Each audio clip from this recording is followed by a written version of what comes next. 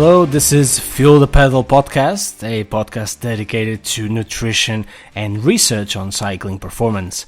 As always, I am your host, Gabriel Martins, and we are here for episode 15. We had a great couple of episodes before with Dr. James Morton on both episodes 13 and 14, where we talked about his experience on Team Sky and some of the important research that Dr. James Morton has been performing in the past year. So feel free to check those out if you're interested. And today we are here to talk about buffering agents in cycling. And you probably may be asking, what are buffering agents and what does this term refer to?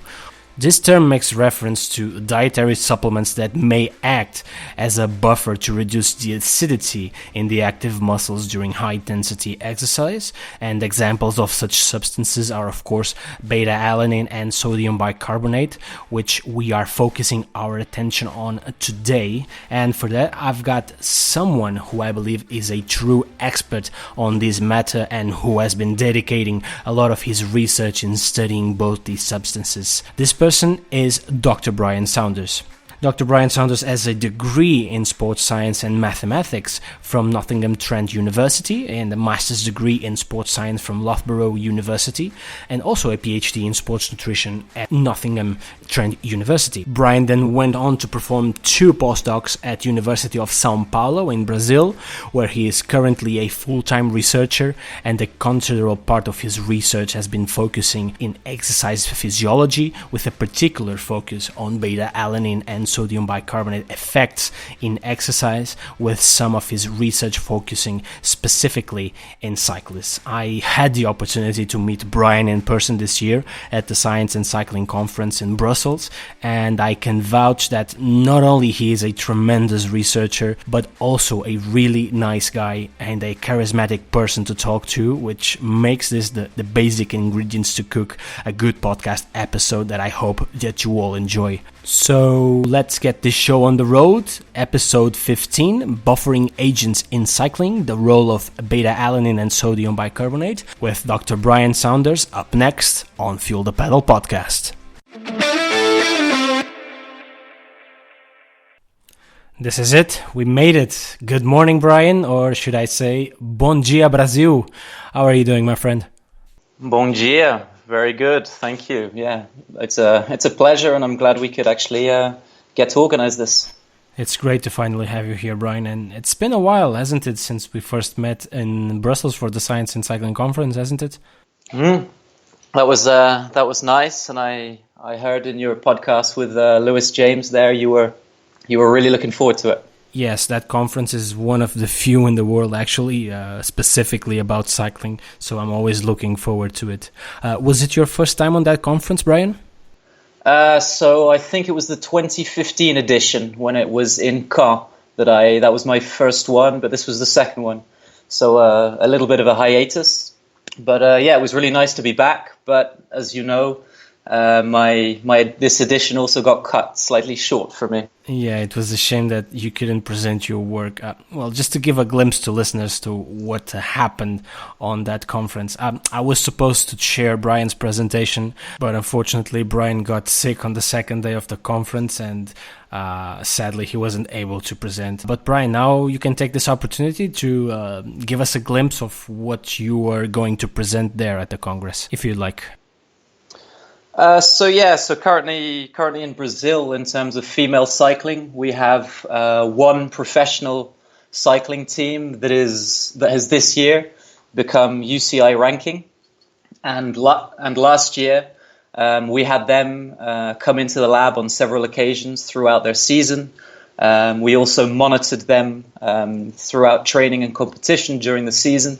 So we had sort of a lot of laboratory-based and field-based data on these elite cyclists, and so I was hoping to, present this data to the Science and Cycling Conference and give, the wider world a snapshot of cycling at the elite level in Brazil. Fantastic, Bryan. It's good to see female cycling evolving this much around the world. And shall we take this opportunity to present yourself, your trajectory so far, and the research you've been performing? Sure. So I guess if we start with my undergraduate, that was in sports science and mathematics at Nottingham Trent University. But then I decided to focus more on the sports science. So I did a master's at Loughborough University before coming back to Nottingham Trent University to do a PhD. And that was under the supervision of Caroline Sunderland and Dr. Craig Sale, with also a third supervisor that was Professor Roger Harris. And so Craig and Roger had already done a lot of work with beta-alanine supplementation and sodium bicarbonate supplementation. And Caroline was more in the area of intermittent exercise like hockey or football. And so that we kind of paneled those two together, and that turned into my PhD. Okay, terrific, Bryan. And it's exactly this research related to the effects of sodium bicarbonate and beta-alanine as a way of increasing muscle buffering capacity during cycling that brings us here today. And we'll try to go through the mechanisms, the timing, loading, and the type of cycling-related efforts in which supplementing with these ergogenic substances may have an interesting role. And, of course, Dr. Bryan Saunders is the perfect man for the job, so let's get on with it. So, Bryan, being not only a researcher yourself, but also a cycling enthusiast and an occasional, shall we say, amateur cyclist like me as well, what is your current view of the science contribution to cycling in the past few years? Nice. Well, I'm glad you've even upgraded me to be able to call myself an amateur cyclist. I'll take that.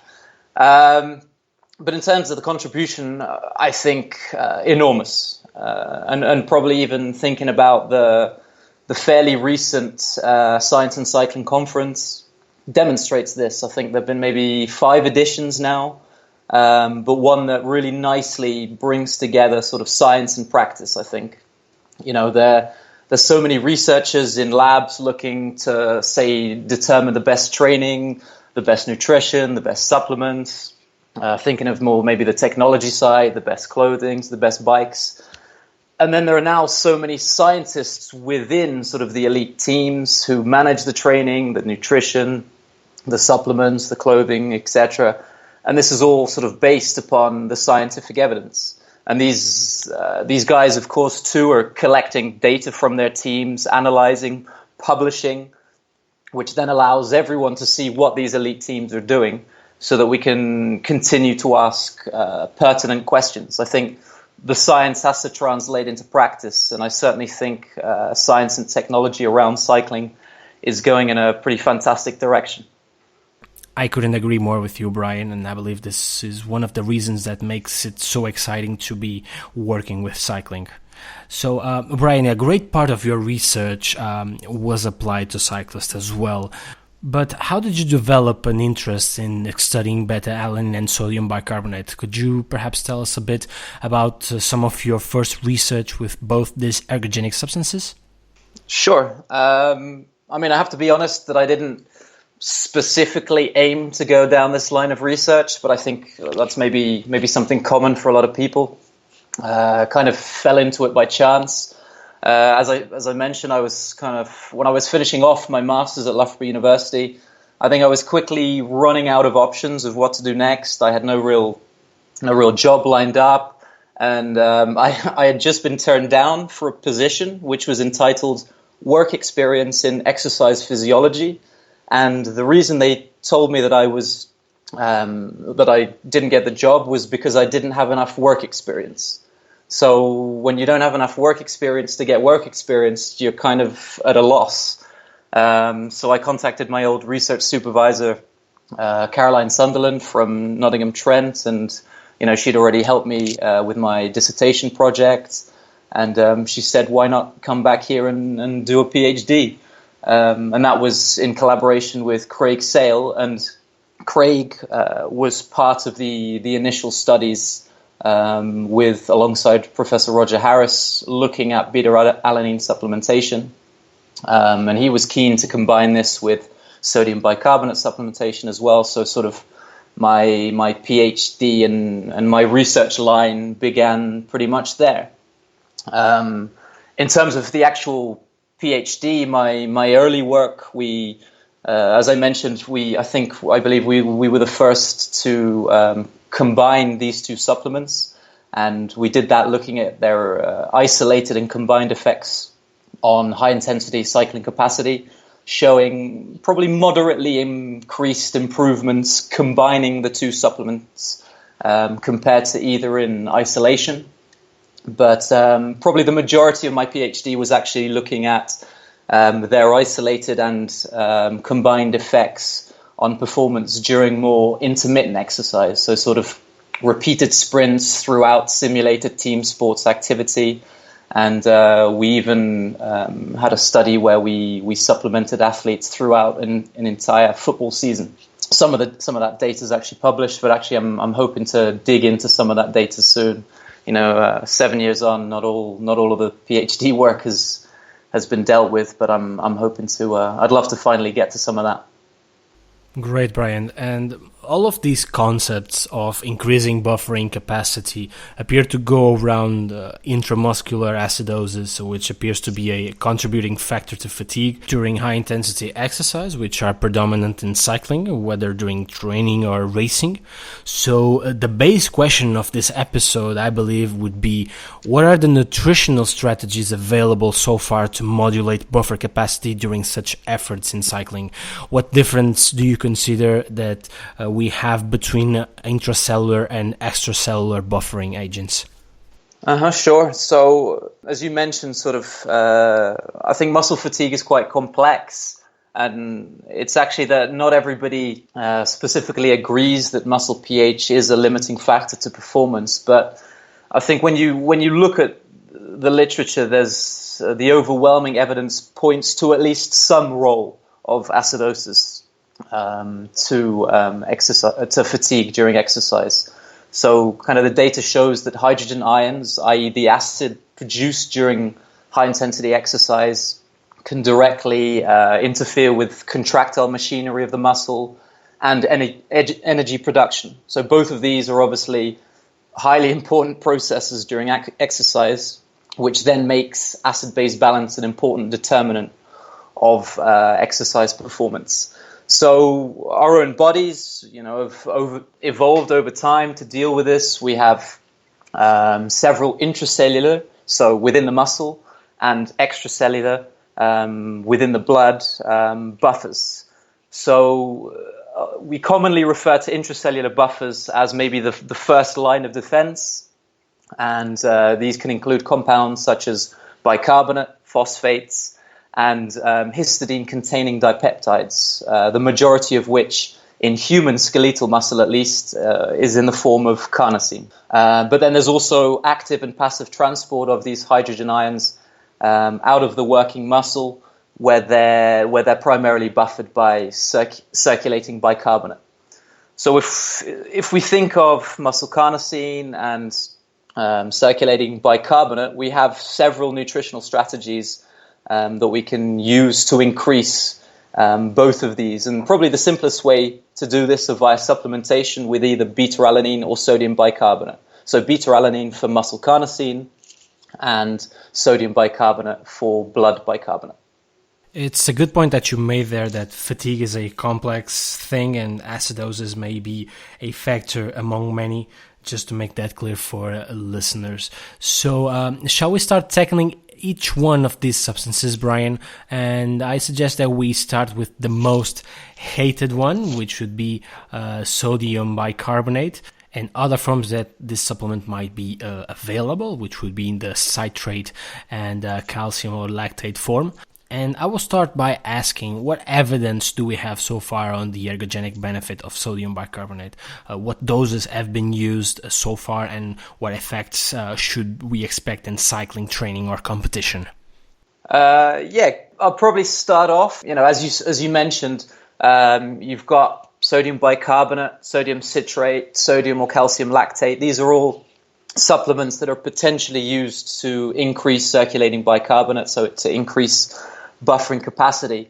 But I'd probably say let's focus more on the sodium bicarbonate.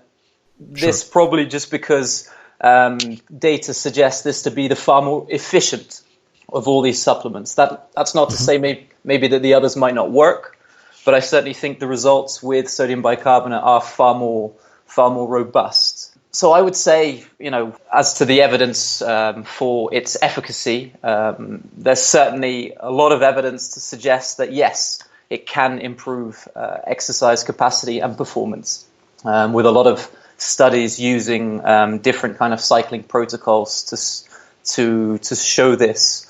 So if you think about maybe exercise duration, there's a lot of evidence to show that sodium bicarbonate can improve performance during high-intensity exercise with a large anaerobic component. So that's one which will have this large production of hydrogen ions, which can potentially limit exercise performance. So we generally in the literature kind of point this towards short duration activities, about 30 seconds, 1 minute to about 10 minutes in duration. So if you think about that might include something like a 1 kilometer or a 4 kilometer time trial. But then, this whole podcast is all about cycling, isn't it? So a lot of people might think, well, maybe it's not so good for prolonged activity then. If you think about a stage race, a multi-day stage races, these guys are on the bike for hours on end, huh? So how would that potentially translate to them? Well, I think we've also got to think that at certain periods during a cycle stage, you're going to have these increased intensity moments. That might be a breakaway, starting a breakaway or bridging the gap to a breakaway. It might be an intermediate sprint because you want the points, or an end sprint. It might be periods going uphill. So these periods are extremely high in intensity and can last from anywhere between 30 seconds to a few minutes. And again, so perfectly within that time frame. So I think at certain moments during a prolonged stage, you might also see the benefits of sodium bicarbonate supplementation for performance. Well, that's a tremendous point right there, Bryan, and one that I believe maybe future research trials much more applied to these efforts that occur during cycling might provide us with some answers. Because I see this is one of those kind of things that we see as black or white.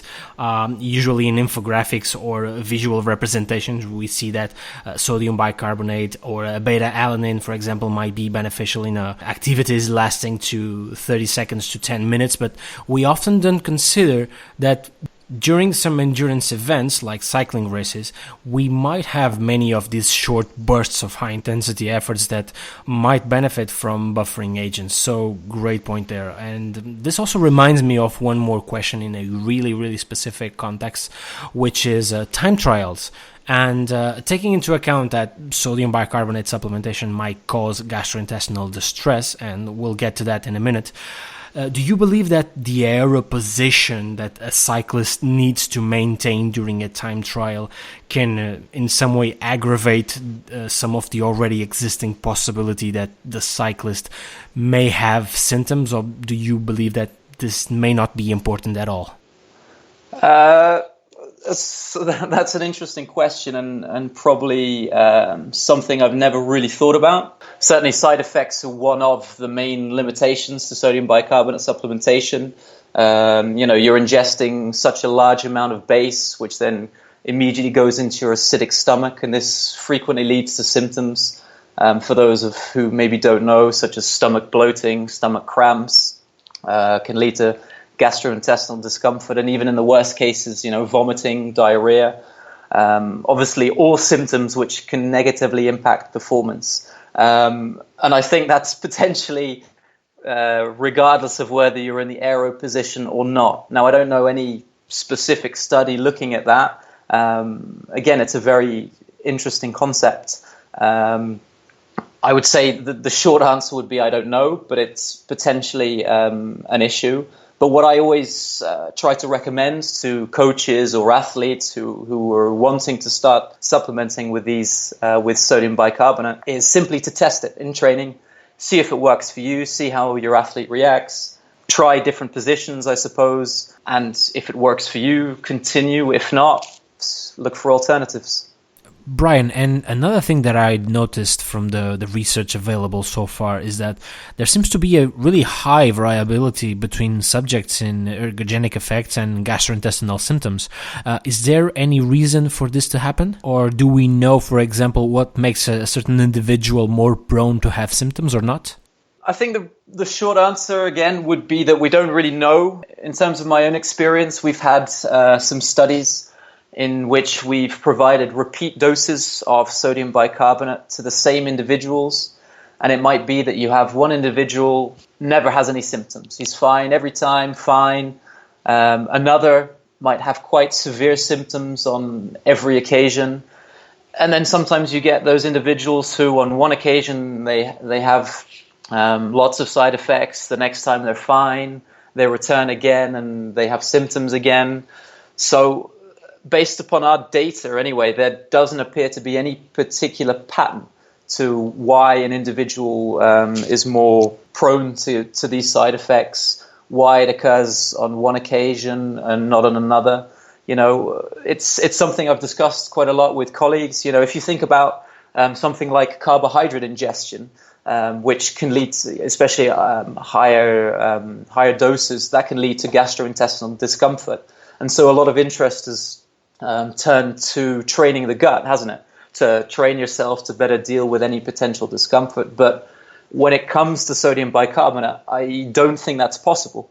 You know, again, what we see is that some individuals might have no side effects for, you know, on 2, 3, 4 occasions, and then boom, in the 5th occasion, all of a sudden, today they have cramps and diarrhea. So it's certainly difficult to predict, and I'm currently unaware as to exactly why we have this variation.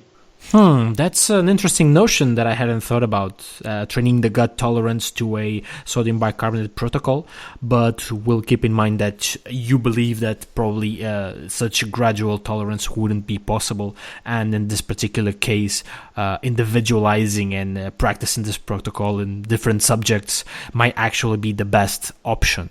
And Bryan, I really want to get deeper into this discussion of the gastrointestinal symptoms, because ultimately we are talking about, you know, the main reason, I think, for which sodium bicarbonate is not popular at all among athletes. And additionally, it's not a supplement that is typically sold as a sports supplement. And for what I know, very few dietary supplement brands have sodium bicarbonate available in their range.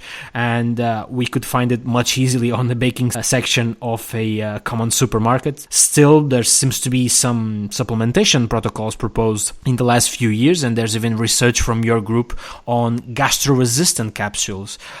So my question for you, Bryan, would be, how's the current research on what we can actually do to minimize gastrointestinal symptoms from sodium bicarbonate ingestion? Do you believe that using such methods as gastro-resistant capsules could be a way of minimizing these effects? So yeah, as you mentioned, this is an area that we're currently interested in. It's an important area. You're right, because minimizing these symptoms, you know, I think some of our own work has shown that actually the occurrence of these symptoms can actually negate any benefit, even be ergolytic, so can even worsen performance depending on the intensity of the symptoms. So it's an important factor to consider and try to get over. So yeah, in our group, particularly Luana Farias de Oliveira, whom you know now from Science and Cycling, and her supervisor Guilherme Arcioli, they've been investigating this, as has Lars McNaughton's group from Edge Hill University, with whom we have good contact also. So yeah, again, just to explain a little, we believe a lot of the discomfort with supplementation arises from that, from acid neutralization in the stomach. So obviously your stomach's highly acidic, probably between 1 to 3.5 on the pH scale. So when we ingest a large bolus of sodium bicarbonate, we're immediately adding a whole load of a base into this acid.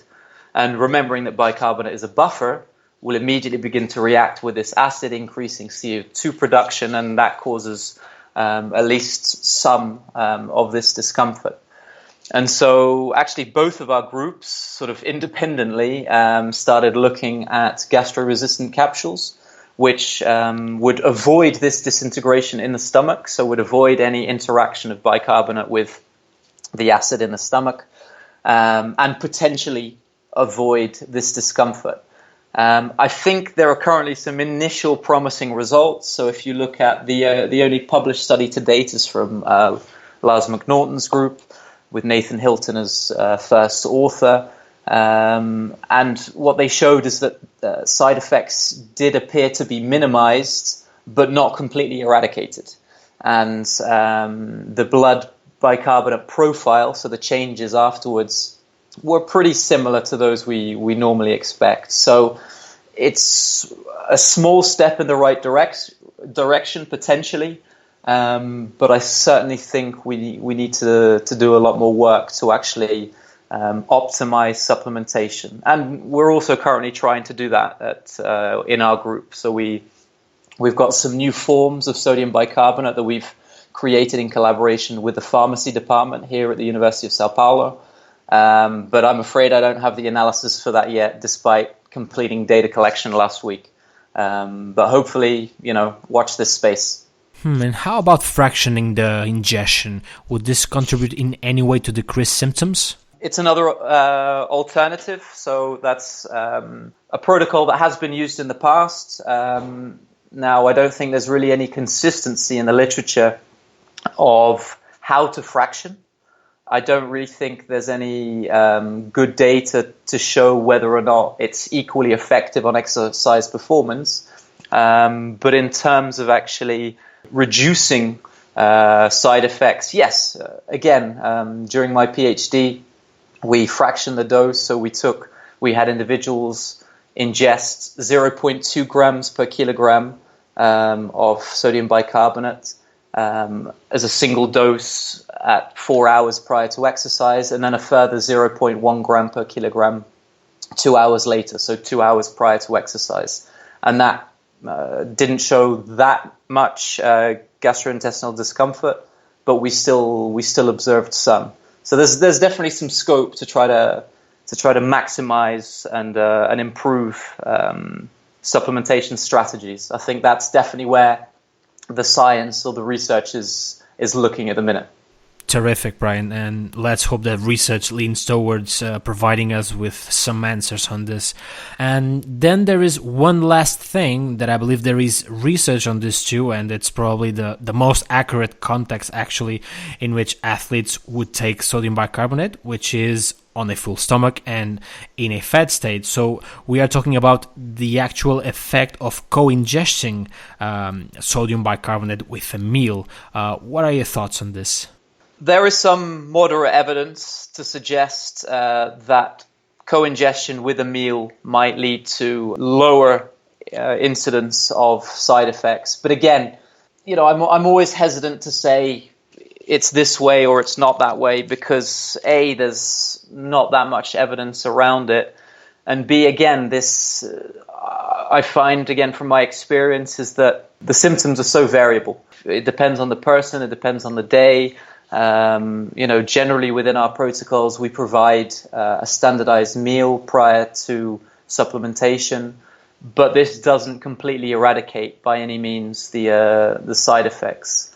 So I think if you're looking at the practical application, you've got to get your athlete to trial this on several occasions before they actually consider it for competition. I think that's always an important aspect. They got to see, does it work for them? Can they tolerate it? If they do have symptoms, because not all studies show that these symptoms necessarily lead to a reduced performance. So if they do have these symptoms, can they handle them?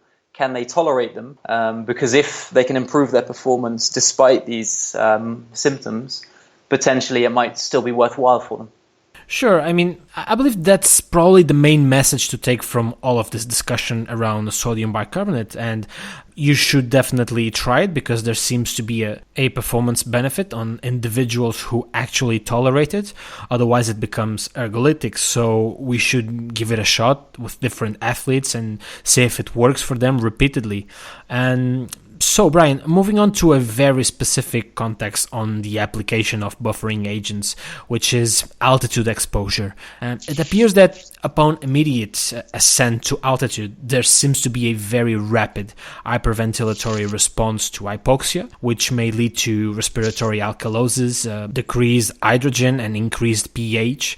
There is a really nice narrative review published this year, 2019, from my former professor Inigo Mujica, Evi Sharma, and Trent Stellingworth on contemporary periodization of altitude training for elite endurance athletes, which I really recommend the listeners to take a good look at it. All this may indicate that altitude exposure may actually increase both intra and extracellular buffering capacity. So, what does the research so far say about using sodium bicarbonate in moderate altitude exposure protocols? Would, for example, the GI symptoms be any different at moderate altitudes? So yeah, the body has its own physiological response to acute altitude exposure. So partial pressure of oxygen at altitude is reduced, decreasing arterial pressure of oxygen. So you increase ventilation to get more oxygen in. And so this increased ventilation means you expire more CO2 as well, reducing arterial CO2 and thus respiratory alkalosis. And as you said, sort of teams also commonly employ altitude training within a program. You know, they might have altitude tents or even chambers that they can use. But then we've also got to think that generally at lower oxygen, your performance is impaired. So your training intensity or volume might actually be impaired, or your competition performance. But then if you think about it, you know, when exercise is performed at altitude, due to this decrease in oxygen, that limits energy production via oxidative phosphorylation.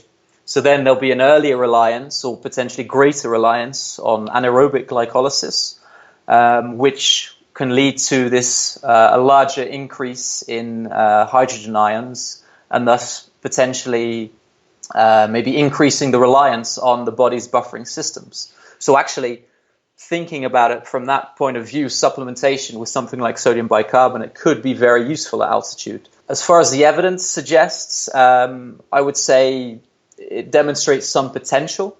And again, some of Lars McNaughton's data, they've got some recent studies showing that sodium bicarbonate might even be more effective in acute hypoxia compared to normoxia in their study. The magnitude of improvement was greater in the exercise performed in acute hypoxic conditions. But again, the data isn't overwhelming. There haven't been that many studies. But I would at least say that the performance effects are probably just as likely as those seen at sea level. As for the GI symptoms that you mentioned, I don't see any particular reason why they would be any different or any worse. So we can at least assume that the effects at least would be as effective or similar to those observed at sea level, correct? I would have thought so. If you look at the data, again, there's always some variability, but there's definitely some data to suggest that it's pretty positive, yes.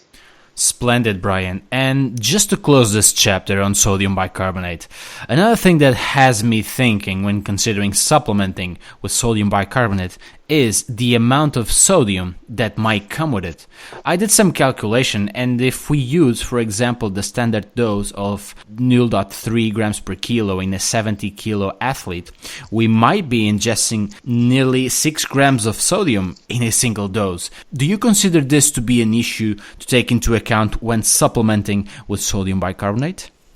So potentially an issue, sure. Even then, I would say, again, the evidence is not strong to suggest it's particularly negative. As far as I'm aware, there's no, say, sport and exercise-based studies looking at the safety of prolonged supplementation. But from more clinical studies that I've come across, they don't support a negative effect of more prolonged use. But I think something we sometimes maybe forget about when it comes to exercise, I think a potential confounding factor is sweat losses. So if you think about endurance cycling, these guys are losing copious amounts of sodium in sweat, you know, exacerbated if it's a hot day. So these guys are losing several liters of sweat, which contains, quite high levels of sodium. So that ends up over the course of several hours as substantial losses. From our own results with sodium bicarbonate supplementation at the most common dose of 0.3 grams per kilo of body mass, this results in only moderate increases of circulating sodium. So they're fairly comparable to the losses you might actually expect during endurance cycling. So, usually these guys will try to replenish sodium losses using drinks and food. So why not simply factor in the amount of sodium that you're taking in your sodium bicarbonate supplement, if you plan to use it. So I think if you plan accordingly, maybe this won't be such an issue. Outstanding, Bryan. So moving on now into the intracellular realm and the possible role of beta-alanine supplementation on increasing muscle carnosine content. And this one appears to be much more popular among athletes than just sodium bicarbonate, but perhaps in the wrong context. Beta-alanine is often part of pre-workout supplement formulas with the famous prickly sensation on the skin that has inspired many memes around the internet. So, Bryan, before getting into the possible explanation for this paresthesia in the skin, which many of the listeners might be as curious as me to know why does this happen, beta-alanine is supplemented ultimately to act as a precursor of carnosine in the muscle alongside with histidine, and I'm sure you can enlighten us more about this mechanism. But my initial question for you before getting specifically into the effects of beta-alanine supplementation would be, what is the exact role of carnosine as a buffering agent, and how does carnosine status varies among different characteristics such as age, muscle fiber composition, diet, or considering vegan athletes and omnivorous athletes? How does it vary with gender, and how does this change with increased training status, for example? Just going back to your initial point, it's always quite funny to see beta-alanine as part of a pre-workout. I don't necessarily think that there's anything wrong with that as long as the person is taking it continually. Because the important point is that specific acute dose is unlikely to influence your subsequent workout, unless, of course, there's some other mechanism that we're currently unaware of. But it's the accumulation of muscle carnosine over time, having taken beta-alanine over several weeks, that will have the effect. So, all these guys who are taking it in their pre-workout, it's not necessarily wrong, but again, that specific dose probably isn't having the effect that you think it's having. But as you said, so beta-alanine is the precursor alongside histidine for muscle carnosine synthesis. But we know from Roger Harris's pioneering early work that beta-alanine is the rate-limiting factor, which is why we only supplement with beta-alanine. So muscle carnosine itself, we know that it can perform several physiological roles, the most interesting of which, or maybe not the most interesting, but potentially the one with the most solid evidence, or that there's generally consensus on, is as a muscle buffer. So the fact that it's a muscle buffer makes it an interesting compound for high intensity exercise. As discussed, performance during this type of activity can be influenced by the hydrogen ion accumulation. So if you can improve muscle buffering capacity, you can potentially improve performance.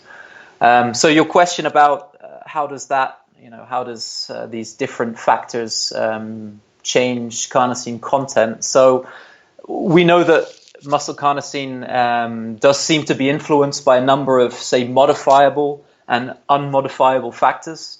So we generally see higher content in men than women. There's a decline that we see with aging. A greater content in, say, fast twitch explosive muscle fibers compared to slow twitch endurance fibers, type 1. And this makes sense if you think about its role as a muscle buffer. But I think for us, the most interesting are probably the modifiable factors. What can we do to change its content?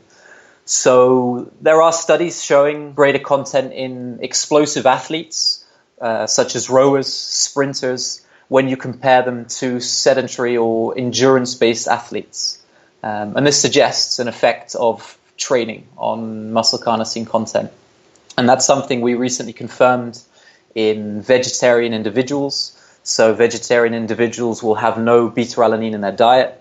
And we showed that a 12-week exercise training protocol could increase muscle carnosine content in the absence of supplementation. And in collaboration with my colleague Emer Dolan at the minute, we're currently investigating how much carnosine content might differ between cyclists with different primary modalities and training loads. How does it differ between, say, more sprint-based athletes than those that are far more endurance-based? So it'll be interesting to see if any training differences lead to discrete differences in the carnosine content. Sorry, but then finally coming back to diet, omnivores generally show higher content than vegetarians. And this is because beta-alanine is found in meats, in fish, poultry, either in the form of carnosine or other analogs such as anserinobalanine. So individuals with high meat intake will be ingesting larger quantities of beta-alanine. But without a doubt, supplementation with beta-alanine is probably the most effective and practical means to increase muscle carnosine content. Beta-alanine 101 right here. Fantastic explanation, Bryan. Chapeau. I'm really curious to see that data come out on muscle carnosine content in different cyclist specialties. So in the meantime, Bryan, could you please tell us a little bit about what type of exercise in terms of intensity, in terms of duration, appears to benefit from having elevated muscle carnosine levels in cyclists, for example? I think when it comes down to it, it all depends on most likely the activity performed. All these individuals are likely to increase their muscle carnosine content, so will have the potential to benefit from it equally. But there might be those individuals who are far more endurance-based, who don't really, go up to those higher levels where acidosis is potentially a confounding factor, a limiting factor. So those individuals might not benefit as much as maybe the sprinters, who win or lose based upon millimeters on the line. So I think everybody could equally potentially benefit, but maybe depending on your exact role in the team, some people might benefit more from that elevated buffering capacity than others. Bryan, and would supplementation protocols need to change according to different cycling specialties, such as sprinters who need to apply a much higher amount of power on the bike on a specific moment versus climbers, for example, who need to maintain a high power output for a long period of time in a mountain stage? Should we see many changes here? I don't really think many, really. I'd say the literature shows exactly that similar types of activity that we see improved with sodium bicarbonate are those that are improved with beta-alanine supplementation. So we have data, meta-analytical data from our group, where we showed sort of high-intensity exercise between 30 seconds and 10 minutes in duration, again, is that most susceptible to improvements with supplementation. Again, you can extrapolate that to prolonged cycling, where you've got the dynamic periods of brief intense bursts like a sprint or a breakaway or climbing in the mountains. So there are periods where there'll be an increased reliance on acid-base balance, and so you can probably extrapolate and say those might be improved with beta-alanine as well. There's actually a really nice study, I think, that really highlights the potential for beta-alanine during maybe more prolonged cycling. So it's from Peter Hespel's group, from I think it's about 10 years old now, this study. But so they had trained cyclists perform a prolonged intermittent exercise task about 2 hours in duration. But then they finished off with a 30-second maximal sprint. So, something that you might expect during a stage race, the final sprint where you've got 5-6 guys going for the line. And what they showed is that compared to the placebo group, beta-alanine did result in an improved 30-second maximal sprint performance, higher mean power output, higher peak power output. So if you put that into context of a sprint finish stage, where these guys are separated by millimeters, any slight improvement could be the difference between winning or finishing fifth. Or losing. Exactly. So So I think that study really nicely highlights the potential for something like beta-alanine during more prolonged cycling. Understood. And for this to happen, there appear to be different supplementation protocols and quite a wide range of required supplementation time required to elevate muscle carnosine levels. So what could you tell us about the different supplementation protocols in the particular case of cycling? And does a cyclist benefit from chronically supplementing with beta-alanine all year? So if you think about what the evidence shows us, the literature shows us, probably the most commonly employed dose we see in the literature is 6.4 grams of beta-alanine taken every day for 28 days, so 4 weeks. And this is, again, loosely based upon the initial studies from Roger Harris. And we know now that this dose is capable of increasing muscle carnosine levels sufficiently to improve exercise capacity and performance, which, when it comes down to it, that's the ultimate aim. So we generally see increases of about 50 to 60%. Other studies have used maybe lower dosing strategies for similar time periods of 4 to 5 weeks and show the same kind of trend. So generally show performance improvements. So between maybe 3.2 and 6.4 grams per day for a minimum period of 4 weeks. But that's actually something I've been discussing quite a lot with colleagues here recently, is that we don't really know what the minimum increases necessary in muscle carnosine are to elicit this performance improvement. Is it less than 4 weeks?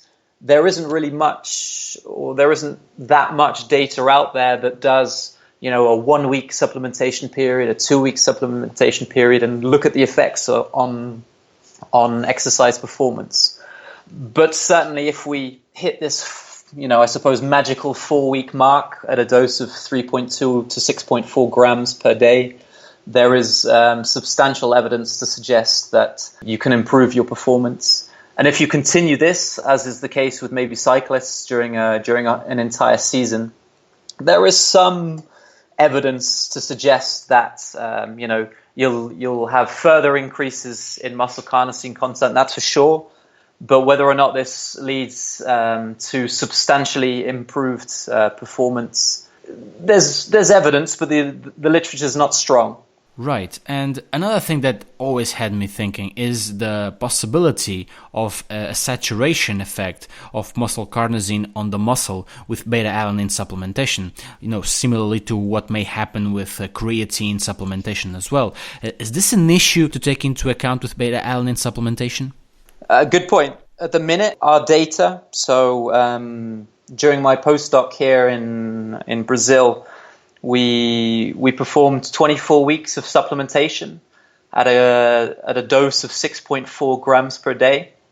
And what we saw is that although increases were sort of tailing off, tending towards potential saturation, that we likely didn't actually reach a saturation point. And in collaboration with some colleagues here, we've now got some data that we hope will be coming out soon to suggest that actually even this 6-month supplementation period didn't come close to saturating muscle carnosine levels in our muscles. So at the minute, the strategy would be to continue supplementation because unlike creatine, we currently don't get anywhere near to saturating muscle carnosine at the current doses and timeframes that we're using. Perfect, Bryan. And in order for us to keep this chronic supplementation of beta-alanine, there is one thing we need to deal with, and it is the dreaded tingling or itchiness so characteristic of beta-alanine supplementation. So, Bryan, please do enlighten us on this. What might be the physiological explanation for this paresthesia, as it is commonly referred to, after taking an acute dose of beta-alanine? Is this harmful in any way, and what can we do to minimize this effect? Always one that people are interested. Yeah, it's always funny to see sort of people chatting on online forums talking about the tingling sensation and stuff. So maybe for those who don't actually know, one of probably the most frequent side effects with beta-alanine supplementation is the acute incidence of a kind of tingling or pins and needles sensation on the skin. And this is, as you mentioned earlier, this is more commonly termed paresthesia. And people generally feel this on their face, on the back of the neck, the head, and the arms and hands. In terms of the mechanism, although it's not fully elucidated, but the most likely mechanism, if you look into the literature a little, is due to beta-alanine's interaction with these G-coupled protein receptors, so that beta-alanine can bind to and activate. So these receptors are highly expressed in dorsal root ganglion neurons, and these are implicated in mechanosensation and terminate in the skin. So these can elicit the kind of itchy sensation that people generally get. And so there are some studies that show that beta-alanine can induce this peripheral itch on the surface of the skin, and that this is mediated by this interaction with these G-coupled proteins. And opposite to that, they've shown that mice that were then knockout for these specific protein receptors significantly reduce this itch sensation. And what we see in humans actually is that the severity of these symptoms or an intensity does occur in sort of a dose-response manner. So the higher the dose, the more you take in any acute dose, the more intense the symptoms. And this is also appears closely related to the time to peak blood beta-alanine concentration in blood. So in Roger Harris's seminal study, he provided approximately 3.2 grams of beta-alanine in two different forms. So he gave it in powder or in a chicken broth. And peak plasma beta-alanine concentration using the chicken broth was about half of that with the powder dose of beta-alanine, but with no side effects. But the high dose or the dose of powder resulted in substantial and really uncomfortable symptoms, which shows that it's all to do with the speed and the actual peak of beta-alanine appearance in blood. Your question about is it sort of harmful, bad for the health, harmful? I think it's important to say that these side effects don't appear to pose a health risk or per se. We generally refer to it as an uncomfortable side effect and not, say, an adverse effect. We can avoid these side effects. So generally in our studies, because we also want to blind the study, so we don't want our volunteer to know that they're taking beta-alanine, but if you incur this kind of side effect, obviously people will know. We generally do split dosing over the day. So maybe a single 500 milligram or 1 gram dose every few hours will generally reduce or potentially even fully avoid these symptoms. There are some slow release tablets or capsules that exist on the market that slow the uptake and appearance in blood. And this means that you can potentially take higher doses without these symptoms. But again, there's some people who absolutely love these symptoms.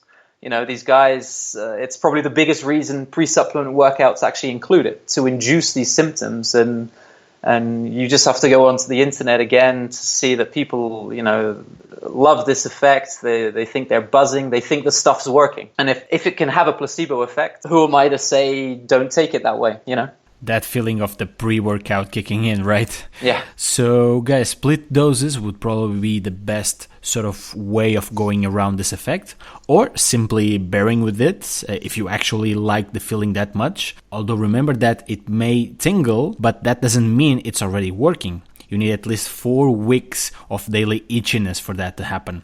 So, moving on, Bryan, or should I say moving back to the Science and Cycling Conference back on July of this year, 2019, your lab colleague, Luana Farias de Oliveira, was fortunately able to do a presentation, brilliant presentation, by the way, entitled Relationship Between Skeletal Muscle Carnosine Content and Cycling Sprint Performance. And I asked her a question, which I'd love to hear your opinion on it as well. Since carnosine levels may be reduced on vegetarian or vegan athletes, is it fair to say that these athletes could benefit more from a beta-alanine supplementation? As you mentioned, unfortunately, I missed that presentation, so I didn't actually know that you'd asked her that question. I'd love to hear her answer afterwards if you can remember what she responded. My response would be not necessarily. I think I understand where the logic comes from. But I suppose we might be supposing that vegetarian or vegan athletes would incur greater increases in muscle carnosine with supplementation, maybe leading to these greater exercise benefits. But I just don't know if that's true. I mean, the data suggests that baseline carnosine content doesn't actually influence the subsequent increase or the subsequent response to supplementation. So I would expect the same dose and duration to incur similar increases between an omnivorous individual and a vegetarian individual. And so I would expect the same kind of exercise gains as well. You know, maybe if we think about if supplementation was increased or continued, there'd be greater increases and subsequently greater performance gains. But I think as it stands, there's no real data to suggest that vegetarians would benefit more. Now, you know, I'm not saying beta-alanine wouldn't be beneficial. I just think to the same extent as an omnivorous person. You know, if somebody's willing to undertake that study and maybe prove me wrong, I'd be happy to see those data. But I would expect to see similar performance improvements in both. Bryan, I can tell you right away that her answer was quite similar to yours. Theoretically could make sense, but we still don't know for sure. And similarly to what you've just mentioned, both omnivores and vegan or vegetarian athletes would likely have similar benefits from beta-alanine supplementation.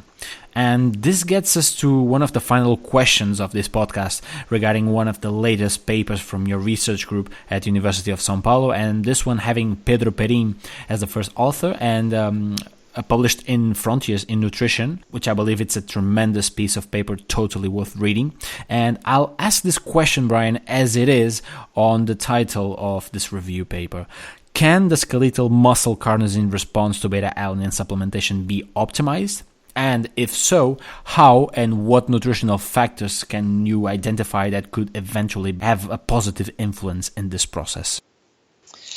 Yeah, so this article actually stemmed from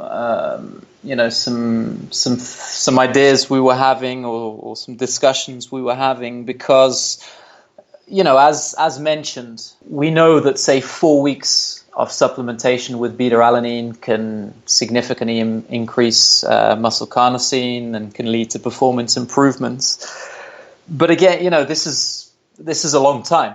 It's high dose. It seems that actually the amount of beta-alanine that you ingest that's actually used for muscle carnosine synthesis is low.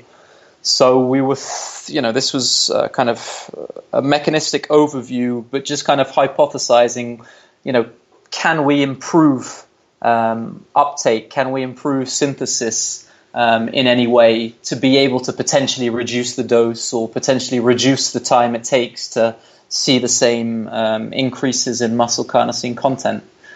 And, we try to talk about, or we try to discuss several factors that could potentially affect muscle carnosine metabolism. But when it comes down to it, I think the evidence is pretty limited. Certainly, the dose and duration of beta-alanine supplementation are the two biggest factors that are going to influence the muscle carnosine response. But there's some data suggesting that maybe food co-ingestion could lead to greater increases in muscle carnosine. Maybe timing around exercise might be a factor. Also, the kind of formulation of the supplement that you take, whether it's slow release or in powder form. But I think when it comes down to it, the biggest factors that are going to affect the benefits are simply the dose and the duration of supplementation. Certainly that we know of now. There's certainly some more mechanistic data that'll be coming out of our lab. But at the minute, the biggest recommendations we can say is that the higher the dose at the minute, and the longer the supplementation period, the higher the muscle carnosine gains you'll get, and potentially the greater the potential effect on performance.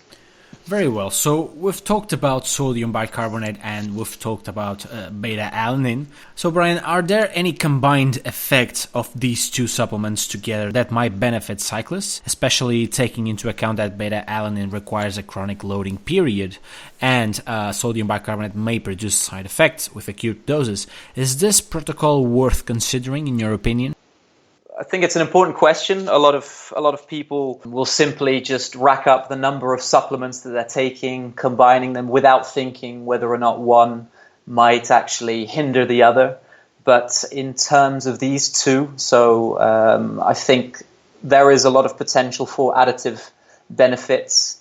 If you think about, buffering is not isolated to only intracellular and then extracellular once that has been saturated. No. The two sort of work together in unison at the same time in constant flux. And I think the data suggests that increasing both muscle carnosine with beta-alanine supplementation and then supplementing with sodium bicarbonate on top of that can be more effective. So if I'm not wrong, there are about 8 to 10 studies or so combining these two supplements, a few from our group as well. But a couple of years ago, we performed a meta-analysis, and we showed that combined supplementation, so beta-alanine and sodium bicarbonate, in general, led to greater exercise improvements than beta-alanine alone. Now, we didn't compare to sodium bicarbonate alone, because the aim of the meta-analysis was beta-alanine supplementation, but I would expect to see fairly similar results. Terrific. So now that we've got all the information, Bryan, could you please sum up everything for us here and perhaps provide us with some practical recommendations for cyclists willing to engage on supplementing with beta-alanine and sodium bicarbonate? Sure. So for beta-alanine, my recommendation would probably be a minimum of 4 weeks of supplementation at a dose of, between 3.2 and 6.4 grams per day. You can stagger those doses throughout the day depending on your tolerance to paresthesia, and to simply continue to maintain that throughout the season, because we know that if you stop supplementation with beta-alanine, your muscle carnosine will return to normal levels as well. Regarding sodium bicarbonate, as an acute supplement, we generally recommend a relative dose to your body mass, so 0.3 grams per kilogram of body mass, shortly before exercise. If you think about prolonged exercise and exercise stage, I don't necessarily think that timing matters too much, as generally increase circulating bicarbonate for sort of 1 to 3 hours post-supplementation. But maybe if you're expecting an intense period at the start or at the end of a race, you could plan your ingestion according to that. Outstanding, Bryan. So I think that sums up pretty well all the things that we've been discussing here so far. And Bryan, what advances in sodium bicarbonate and beta-alanine supplementation research would you like to see in the next 10 years?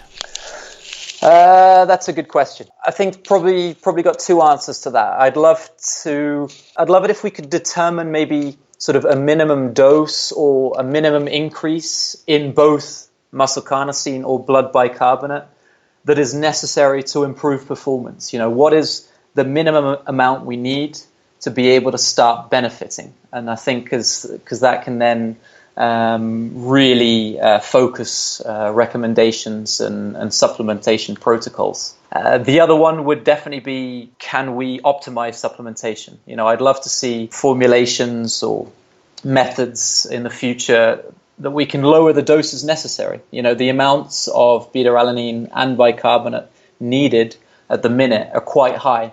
So if we can reduce that in any way, I think everybody will be happy with that, especially thinking about sodium bicarbonate. Yes, especially for sodium bicarbonate. Let's hope some of those researchers are hearing to this episode and that hopefully this research can be undertaken in the next few years.